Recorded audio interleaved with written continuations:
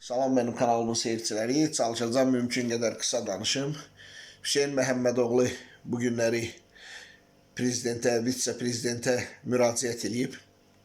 Televiziyada verilişlərin, ümumiyyətlə musiqiçilərin çıxışının, ümumiyyətlə televiziyanın keyfiyyəti haqqında.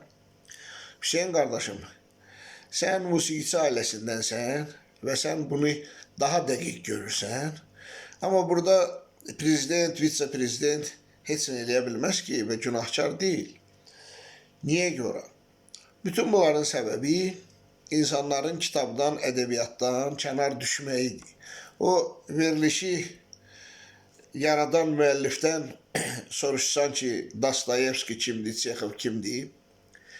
Yaxşılarından İraq çoxsu bilməyəcək. Axırıncı səfər onun mütaliə elədiyi 4-cü sinifdə Xoruzun şeiridir.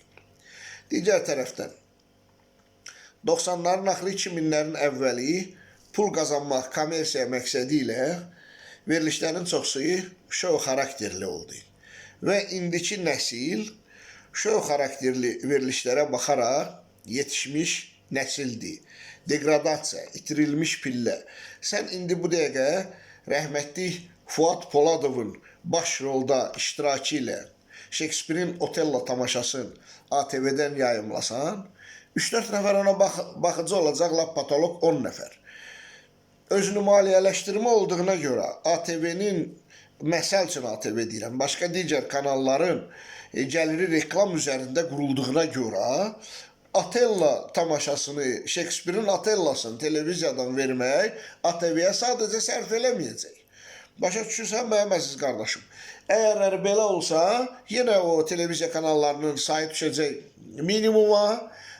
Yəqin ki, AzTV, ictimai, yəni bir-iki dənə belə öz koloritini, səviyyəsini qoruyan və dövlət tərəfindən maliyyələşən kanallar qalacaq. Bu qədər mənim əzizim, özündən müğayət ol.